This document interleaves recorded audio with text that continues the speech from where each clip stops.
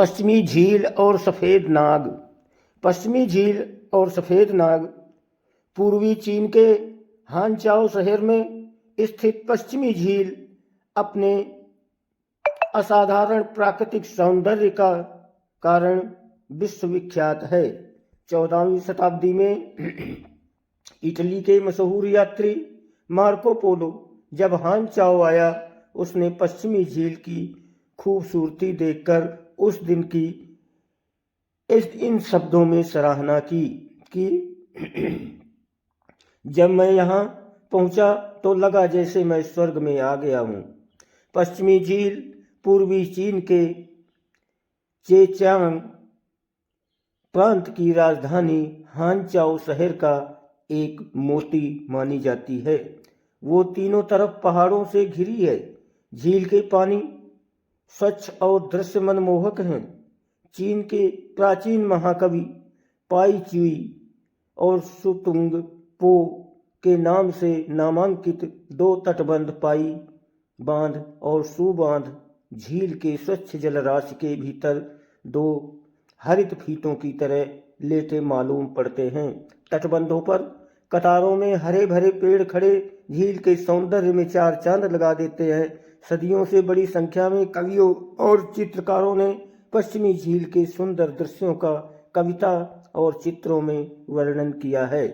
पश्चिमी झील के 10 खूबसूरत दृश्य चीन में हर व्यक्ति की जुबान पर रहते हैं, जिनमें सु बांध का वासंती सौंदर्य, अनूठे प्रांगण में कमल का तालाब, झील की जलराशि पर शरदकालीन चांद की परछाई, टूटे पुल पर बर्फ की खूबसूरती, विलो पेड़ों के झुंड में कोयल की मदिर कूक, कमल तालाब में सुनहरी मछलियों का दर्शन, पगोंडों के बीच पानी पर चांदनी, लेफर्ड पगोडे पर सूर्यास्त का अनोखा दृश्य, नानपिन मठ में संध्या वेला की घंटी तथा दूर पर्वत शिखर पर मेघों का मनोहर आच्छादन शामिल है।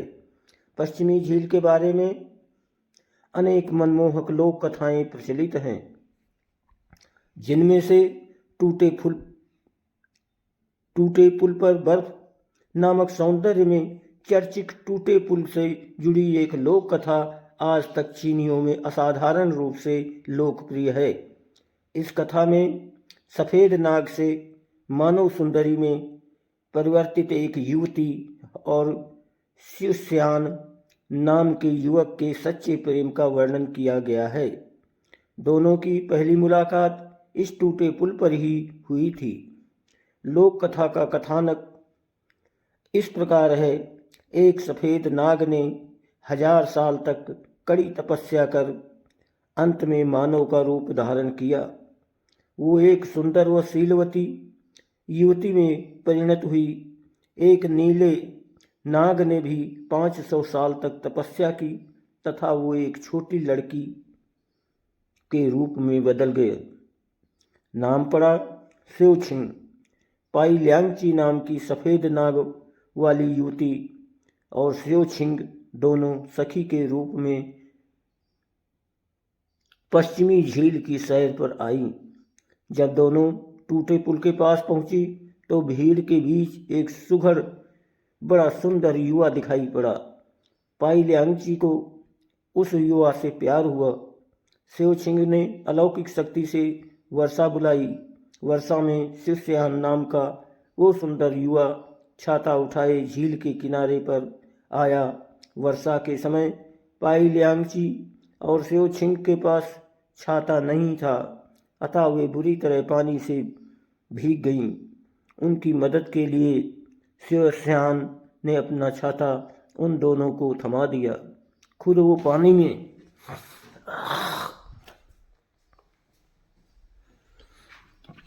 भीगता रहा।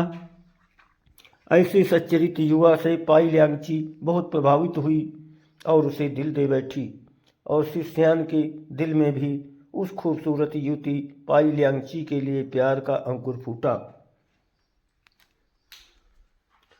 स्योछिंग की मदद से दोनों की शादी हुई और उन्होंने झील के किनारे दवा की एक दुकान खोली।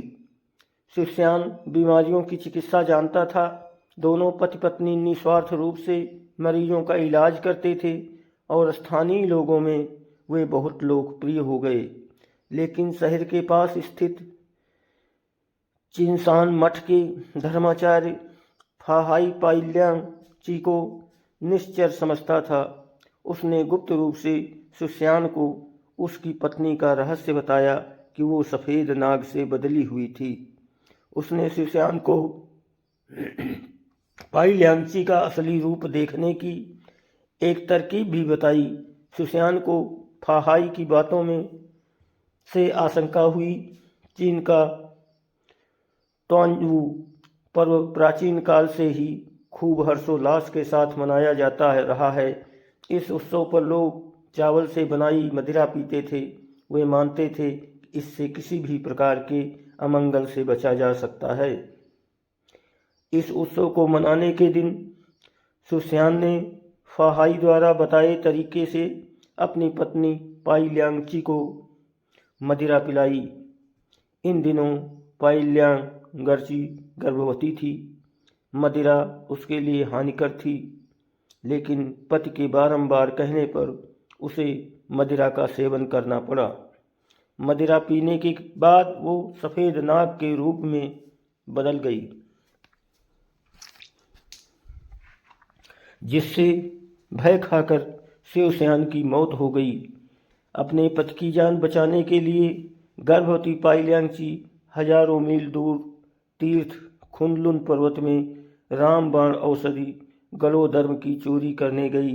गलोधर्म की चोरी के समय उसने जान हथेली पर रखकर वहाँ के राक्षसों से घमासान युद्ध लड़ा।